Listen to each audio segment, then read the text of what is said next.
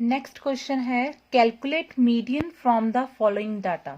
ਅਸੀਂ median find out ਕਰਨਾ ਹੈ ਫੋਲੋਇੰਗ ਡਾਟਾ ਤੋਂ। ਲਾਸਟ ਅਸੀਂ ਲੈਕਚਰ ਦੇ ਵਿੱਚ ਕੀਤਾ ਹੈ ਮੀਡੀਅਨ ਫਾਈਂਡ ਆਊਟ ਕਰਨ ਲਈ ਫਾਰਮੂਲਾਜ਼ ਕੀਤੇ ਸੀ for discrete series, individual series and for continuous series. ਠੀਕ, ਹੁਣ ਦੇਖੋ ਡਾਟਾ ਦੇ ਵਿੱਚ ਸਾਨੂੰ ਗਿਵਨ ਕਿਆ ਹੈ, ਮਿਡ ਵੈਲਿਊਜ਼ ਗਿਵਨ ਹੈ, मतलब ਸਾਨੂੰ ਇੰਟਰਵਲਸ ਨਹੀਂ ਗਿਵਨ ਹੈ। क्लास इंटरवल ਦੀ ਜਗ੍ਹਾ ਤੇ ਕਿਆ ਗਿਵਨ ਹੈ, ਮਿਡ ਵੈਲਿਊਜ਼ ਗਿਵਨ ਹੈ।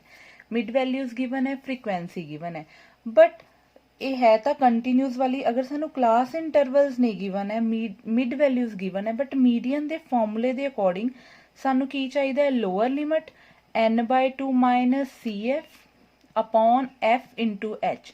ये फॉर्मूला हुंदा है साडा मीडियन का। सो सानू लोअर लिमिट चाहिए है, ठीक। फ्रीक्वेंसी ਉਹਦੇ ਕੋਰਸਪੋਂਡਿੰਗ ਚਾਹੀਦੀ ਹੈ, H मतलब साइज चाहिए है इंटरवल का। सो ਇਹਦਾ मतलब ਸਾਨੂੰ ਸਭ ਤੋਂ ਪਹਿਲਾਂ ਮੀਡੀਅਨ ਕਲਾਸ ਚਾਹੀਦੀ ਹੈ। ਮੀਡੀਅਨ ਕਲਾਸ ਫਾਈਂਡ ਆਊਟ ਕਰਨ ਦੇ ਲਈ ਸਾਨੂੰ ਮਿਡ ਵੈਲਿਊਜ਼ ਤੋਂ ਫਸਟ ਕੀ ਫਾਈਂਡ ਆਊਟ ਕਰਾਂਗੇ, ਕਲਾਸ ਇੰਟਰਵਲਸ ਫਾਈਂਡ ਆਊਟ ਕਰਾਂਗੇ। ਔਰ ਇਹ ਵੀ ਮੈਂ ਤੁਹਾਨੂੰ ਪਹਿਲਾਂ ਦੱਸਿਆ ਹੋਇਆ ਕਿ ਅਸੀਂ ਮਿਡ ਵੈਲਿਊਜ਼ ਤੋਂ ਕਲਾਸ ਇੰਟਰਵਲਸ ਕਿੱਦਾਂ ਫਾਈਂਡ ਆਊਟ ਕਰਦੇ ਹਾਂ। ਸੋ ਮੈਂ ਅੱਜ ਦੁਬਾਰਾ ਰਿਪੀਟ ਕਰ ਰਹੀ ਹਾਂ ਕਿ ਮਿਡ ਵੈਲਿਊਜ਼ ਤੋਂ ਅਸੀਂ ਕਲਾਸ ਇੰਟਰਵਲ ਕਿੱਦਾਂ ਫਾਈਂਡ ਆਊਟ ਕਰਦੇ ਹਾਂ। ਦੇਖੋ ਪਹਿਲਾਂ ਤਾਂ ਇਹਨਾਂ 'ਚ ਗੈਪ ਦੇਖੋ ਕਿੰਨਾ ਹੈ। ਸਾਡੇ ਕੋਲ ਮਿਡ ਵੈਲਿਊਜ਼ ਹੈ 5, 15, 25, 35, 45। ਸੋ ਇਹਨਾਂ ਸਾਰਿਆਂ ਦੇ ਵਿੱਚ ਗੈਪ ਜਿਹੜਾ ਉਹ ਯੂਨੀਫਾਰਮ ਹੋਣਾ ਚਾਹੀਦਾ ਹੈ। ਸੋ ਇਹਨਾਂ ਸਾਰਿਆਂ 'ਚ ਗੈਪ ਕਿੰਨਾ ਹੈ, 15 ਮਾਈਨਸ 5 10, 25 ਮਾਈਨਸ 15 10, 35 ਮਾਈਨਸ 25 10, 45 ਮਾਈਨਸ 35 10। ਸੋ ਸਾਡੇ ਕੋਲ ਗੈਪ ਕੀ ਹੈ, ਯੂਨੀਫਾਰਮ ਹੈ। Since the uniform gap between mid values is 10। सो साडे कोल इन्हां सारियां मिड वैल्यूज दा गैप है 10। सो असी 10 नू अपने कोल लिख लिया C वैल्यू मां कर दिता। साडे कोल क्लास इंटरवल फाइंड आउट करन दा फॉर्मूला हुंदा है क्लास इंटरवल। अगर सानू मिड वैल्यूज गिवन होन देन क्लास इंटरवल ਅਸੀਂ ਕਿੱਦਾਂ ਫਾइंड आउट कर सकते हैं। क्लास इंटरवल का फॉर्मूला हुंदा है m plus minus C/2। m plus minus C/2 हुंदा है, वेयर m हुंदी है साडे कोल, m is mid value, C is mutual difference between mid value जिहड़ा असीं यूनीफॉर्म गैप निकालिया है 10। ये हुंदी साडी C। L is lower limit असीं किद्दां निकालदे हैं, m माइनस C/2 करके, एंड अपर लिमिट निकालदे हैं m प्लस C/2 करके। मतलब हुण असीं लोअर लिमिट निकालण दे लई m विच C/2 माइनस कर देना, एंड अपर लिमिट निकालण लई m विच C/2 प्लस कर देना। फिर साडे कोल फर्स्ट असीं m लैने आ 5 दे कोरस्पोंडिंग असीं क्लास इंटरवल निकालण लगे हैं। m ले लिया 5, C साडे कोल 10 है। सो C/2 कितना आ जाएगा, 10/2 इज 5। सो 5 दे जेड़ा कोरस्पोंडिंग क्लास इंटरवल साडा फर्स्ट क्लास इंटरवल आएगा m 5 दे विच असीं की कर दिता है C/2, लोअर लिमिट आएगी साडे कोल 5 m minus C/2। 5 minus C/2 is 5। So lower limit आएगी 0, अपर लिमिट की आएगी, अपर लिमिट ਲਈ ਅਸੀਂ क्या करना है 5 ਵਿੱਚ C/2 ਕੀ ਕਰ ਦੇਣਾ ਹੈ ਐਡ। ਸੋ ਸਾਡੇ ਕੋਲ ਆ ਜਾਏਗੀ 10। ਦੇਖੋ ਅਸੀਂ क्या ਕੀਤਾ, ਸਾਡਾ ਫਾਰਮੂਲਾ ਹੁੰਦਾ ਹੈ ਲੋਅਰ ਲਿਮਿਟ ਨਿਕਾਲਣ ਲਈ m C/2, ਅਪਰ ਲਿਮਿਟ ਨਿਕਾਲਣ ਲਈ m C/2। ਸੋ ਅਸੀਂ m ਇੱਥੇ ਲੈ ਰਹੇ ਹਾਂ ਪਹਿਲਾਂ 5। ਸੋ ਅਸੀਂ ਲਿਖਿਆ m प्लस ਇਹ ਸਾਡੇ ਕੋਲ ਹੈ m C/2 और ਇਹ ਹੈ ਸਾਡੇ ਕੋਲ m C/2। ਇਹਦੇ ਨਾਲ ਸਾਡੇ ਕੋਲ first class interval find out ਹੋ ਗਿਆ।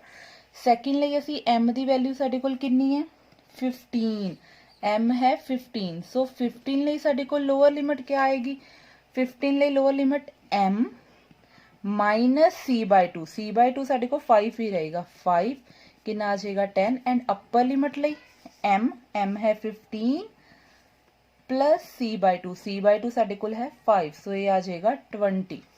सो फर्स्ट क्लास इंटरवल ਸਾਡੇ ਕੋਲ ਆਇਆ ਸੀ 0 to 10। सैकेंड वो साडे कोल आ गया लोअर लिमिट 10 है, upper limit 20। 0 to 10 first, 10 to 20 साडे कोल आ गया सैकेंड। एंड इदां ही अगर असी m दी वैल्यू 25 ले लीए, सो साडे कोल लोअर लिमिट क्या आएगी 25 माइनस 5 20, एंड अपर लिमिट आ जाएगी 25 प्लस 5 इज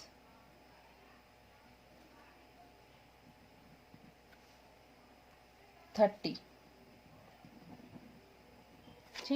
ਸੋ ਸਾਡਾ ਇੰਟਰਵਲ ਬਣ ਗਿਆ 20 to 30। ਸਿਮਿਲਰਲੀ ਅਸੀਂ ਅਗਲਾ ਬਣਾ ਲਾਂਗੇ 35 ਮਾਈਨਸ 5, ਮਤਲਬ 5 ਮਾਈਨਸ ਹੋ ਜਾਣਾ, 5 ਮਾਈਨਸ ਕਰਕੇ ਲੋਅਰ ਲਿਮਿਟ ਆ ਜਾਏਗੀ, 5 ਪਲੱਸ ਕਰਕੇ ਸਾਡੇ ਕੋਲ ਅਪਰ ਲਿਮਿਟ ਆ ਜਾਏਗੀ। ਸੋ ਤੁਸੀਂ ਮਿਡ ਵੈਲਿਊਜ਼ ਤੋਂ ਕਲਾਸ ਇੰਟਰਵਲ ਕਿੱਦਾਂ ਫਾਈਂਡ ਆਊਟ ਕਰਨੇ ਹੈ, ਤੁਸੀਂ ਇਹਨਾਂ ਦਾ ਗੈਪ ਦੇਖ ਲੈਣਾ ਕਿੰਨਾ ਹੈ, ਠੀਕ, ਉਸ ਗੈਪ ਨੂੰ 2 ਨਾਲ ਡਿਵਾਈਡ ਕਰ ਲੈਣਾ ਹੈ, ਠੀਕ, ਉਹ ਆ ਜਾਏਗਾ 5।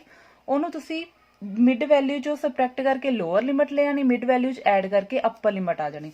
ਸੋ ਸਾਡੇ ਇੱਥੋਂ ਕਲਾਸ ਇੰਟਰਵਲ ਕਿਆ ਆ ਗਏ, ਕਲਾਸ ਇੰਟਰਵਲ ਫਸਟ ਸਾਡੀ ਜਿਹੜੀ ਮਿਡ ਵੈਲਿਊ ਹੈ ਉਹ ਹੈ 5। 5 ਦੇ ਕੋਰਸਪੋਂਡਿੰਗ ਕਲਾਸ ਇੰਟਰਵਲ ਸਾਡੇ ਕੋਲ ਕਿੰਨਾ ਆਇਆ 0 to 10।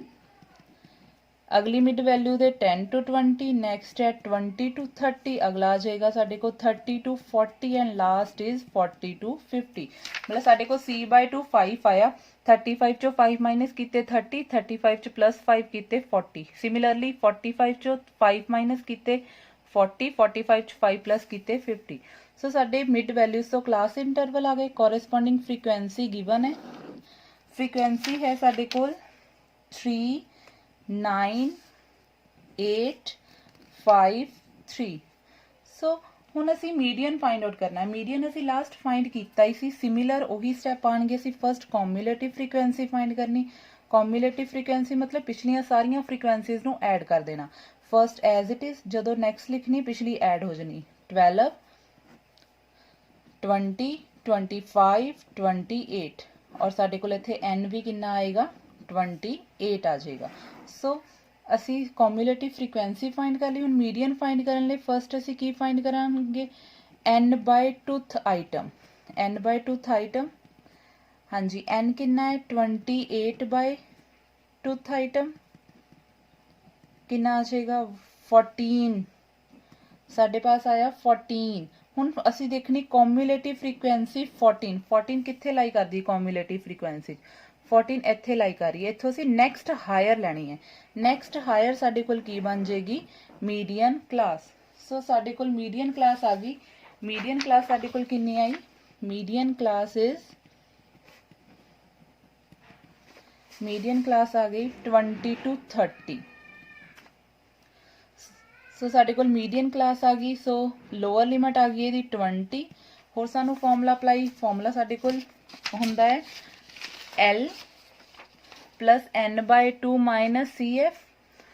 ਸੋ ਸਾਨੂੰ L ਦੀ ਵੈਲਿਊ ਚਾਹੀਦੀ ਹੈ, n/2 ਸਾਡੇ ਕੋਲ ਹੈ, n/2 ਸਾਡੇ ਕੋਲ ਕਿੰਨਾ ਆਇਆ 14। ਅਸੀਂ ਸੋਲਵ ਕੀਤਾ, n/2 ਸਾਡੇ ਕੋਲ ਕਿੰਨਾ ਆ ਜਾਂਦਾ ਹੈ 14। ਹੁਣ ਲੈਣੀ ਅਸੀਂ ਫ੍ਰੀਕੁਐਂਸੀ f, ਅਸੀਂ ਇਹੀ ਮਾਰਕ ਕਰਨੀ ਹੁੰਦੀ ਹੈ। ਸਾਡੇ ਕੋਲ ਫ੍ਰੀਕੁਐਂਸੀ ਹੋ ਗਈ, ਕੌਮੂਲੇਟਿਵ ਫ੍ਰੀਕੁਐਂਸੀ ਅਸੀਂ ਇੱਕ ਪਿਛਲੀ ਦੇਖਣੀ ਹੁੰਦੀ ਹੈ। ਸੋ f ਆ ਗਈ 8, cf ਆ ਗਈ 12।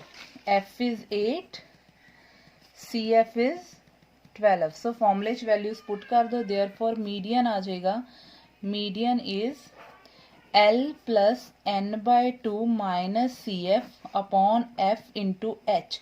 H is the size of the class interval। किन्ना किन्ना size आ रहा 10 10 ਦਾ ਹੀ difference ਆ ਰਿਹਾ। so H is 10। therefore L the value fill ਕੀਤੀ। L ਹੈ ਸਾਡੇ ਕੋਲ 20 plus n/2 है 14 minus CF है 12, F है 8 into H है 10। 20 plus 2/8 into 10। ਇੱਕ ਹੋਰ ਗੱਲ ਸਟੂਡੈਂਟ, ਫਸਟ ਤੁਸੀਂ ਇਹਨੂੰ ਸੋਲਵ ਕਰਨਾ ਹੈ। ਤੁਹਾਡੇ ਕੋਲ ਇੱਕ ਇਕੁਏਸ਼ਨ ਹੈ, ਇਹਦੇ ਨਾਲ ਇਹਦੀ ਕਟਿੰਗ ਪੋਸੀਬਲ ਨਹੀਂ ਹੈ। ਕਈ ਸਟੂਡੈਂਟ ਕੀ ਕਰਦੇ ਆ, ਇਹਨੂੰ ਇਹਦੇ ਨਾਲ ਕੈਨਸਲ ਕਰ ਦਿੰਦੇ ਆ। ਸੋ ਇਹ ਤਾਂ ਪਲੱਸ ਚ ਹੈ, ਇਹਦੇ ਨਾਲ ਆ ਜਿਹੜੀ ਇਕੁਏਸ਼ਨ ਹੈ ਇਹ ਟਰਮ ਇਸ ਪੂਰੀ ਟਰਮ ਦੇ ਨਾਲ ਐਡੀਸ਼ਨ ਚ ਹੈ। ਸੋ ਫਸਟ ਤੁਸੀਂ ਇਹਨੂੰ ਸੋਲਵ ਕਰਨਾ, ਫਿਰ ਐਡ ਕਰਨਾ। 2 4s are 8। ਸੋ ਸਾਡਾ ਕੰਪਲੀਟ ਇਹਨੂੰ ਸੋਲਵ ਕਰਕੇ ਜੋ ਆਨਸਰ ਆਏਗਾ 10/4।